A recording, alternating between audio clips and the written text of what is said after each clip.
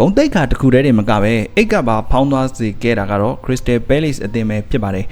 အခုလိုခံမှန်းရခက်တဲ့ဥရောပစိန်ခေါ်မှုတွေကြားတဲ့ကနေဘောလုံးဝါသနာရှင်တွေကိုပါဇက်အဟောင်းသားဖြစ်သွားစေခဲ့တာကတော့ Crystal Palace ဟာသူတို့ရဲ့ကလပ်သမိုင်းတစ်လျှောက်ပထမဆုံးအကြိမ်ရှင်ပြိုင်ခွင့်ရတဲ့ဥရောပပွဲစဉ်မှာတင် Conference League ဖလားကြီးကိုရယူပြီးတော့ဥရောပရဲ့ဘရင်တစ်ပါးဖြစ်လာခဲ့ပါပြီဒါနဲ့မကသေးပါဘူးဒီအောင်ပွဲကြောင့် Crystal Palace ရဲ့ဘန်နာရေးစရင်တွေကိုပေါင်21တန်းကျော်တရားဝင်ရောက်လာခဲ့လို့ကလပ်အတွက်တော့ရွှေထက်အဖိုးတန်တဲ့ညတညဖြစ်ခဲ့ပါတယ်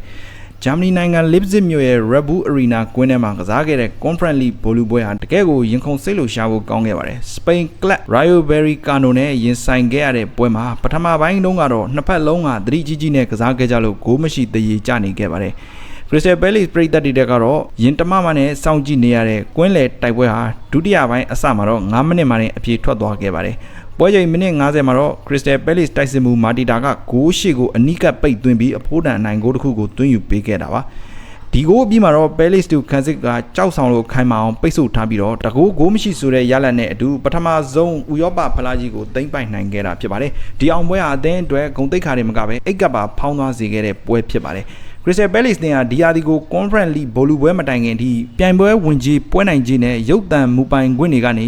ယူရို 18.3 သန်းနဲ့ပေါင် 15.2 သန်းရရှိထားတာဖြစ်ပါတယ်။အခုတော့ဘောလုံးပွဲမှာထပ်နိုင်လိုက်တဲ့အတွက်ချန်ပီယံဆုကြေးယူရို 3 သန်းနဲ့ပေါင် 2.6 သန်းထပ်တိုးရရှိခဲ့တယ်လို့လာမယ့်ရာသီယူရိုပါလိအုပ်စုအဆင့်ဓာတ်ရိုက်ပွဲထွက်ခွင့်ရသွားတာကြောင့်နောက်ထပ်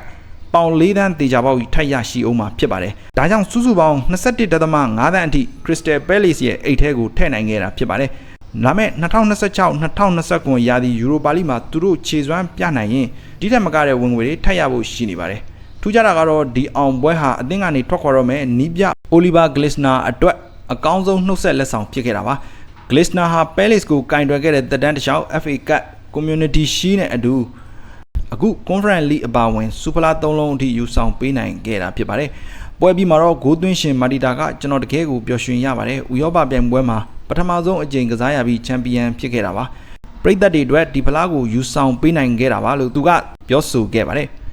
။နီးပြဂလစ်နာကလည်းကစားသမားတွေကပွဲမတိုင်ခင်တည်းကကျွန်တော်ကိုစိတ်လှုပ်ရှားစရာနှုတ်ဆက်ပွဲလုပ်ပေးခဲ့ပါတယ်။ကျွန်တော်တို့ကိုပြောခဲ့တာလာမယ့်ရာသီမှာယူရိုပါလိဝင်ခွင့်ရဖို့ဖလားယူပေးပါလို့ပဲပြောခဲ့တာပါအခုတော့သူတို့လုပ်ပြနိုင်ခဲ့ပါပြီနီးပြတဲ့လက်ထက်မှာလည်း Crystal Palace အသင်းသားတွေကယူရိုပါလိဖလားကိုထပ်မံစိန်ခေါ်နိုင်မဲ့စိတ်ဓာတ်မျိုးတိစောက်နိုင်ခဲ့ပြီလို့ယုံကြည်ပါတယ်လို့သူကပြောကြားသွားခဲ့ပါတယ်ပြည်တွင်းလိပရီးမီးယားလိမှာအဆင့်15နဲ့ရုန်းကန်နေရပြီး FA Cup မှာ